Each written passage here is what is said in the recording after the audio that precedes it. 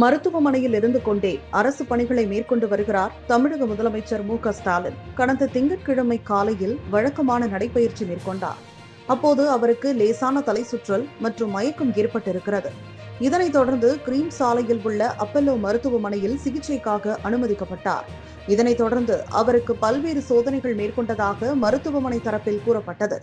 இந்த நிலையில் சிகிச்சையிலிருந்து வரும் முதல்வர் மருத்துவமனையில் இருந்தவாறே அரசு பணிகளை மேற்கொண்டு வருகிறார். இது தொடர்பான வீடியோ காட்சிகள் வெளியாகின. அதில் மாவட்ட ஆட்சியர்கள் மற்றும் பயனாளிகளிடம் உங்களுடன் ஸ்டாலின் திட்டம் மற்றும் கலைஞர் மகளிர் உரிமை திட்டம் ஆகியவற்றை குறித்து கேட்டறிந்தார். மகளிர் உரிமை அடுத்தது என்ன வருது? அடுத்து வந்து பட்டா தான் சார். பட்டா அப்ளிகேஷன் தான் சார். சரி, வர்ற பொதுமக்களுக்கு அடிப்படை வசதிகளாம் பண்ணி கொடுத்துருக்கீங்களா? பண்றாங்களா? பண்ணியிருக்கா?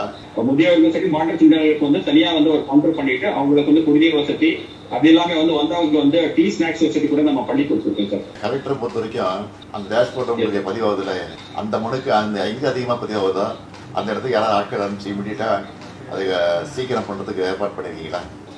சுரேஷ் சார் அந்த மனுக்களை வந்து அந்த டிபார்ட்மெண்ட் ஆஃபீஸர்ஸ் ரிவ்யூ பண்ணி எவ்ரிடே வந்து அதுக்கு உண்டான நடவடிக்கை எடுக்கிறதுக்கு ஃபாஸ்ட் ட்ராக் பண்ணி ரிவ்யூ பண்ணிட்டு சார். டெய்லி 7 மணிக்கு வந்து உங்கள் மீட் நடத்திட்டு அதுக்கு உண்டான நடவடிக்கை எடுத்துருக்கோம் சார்.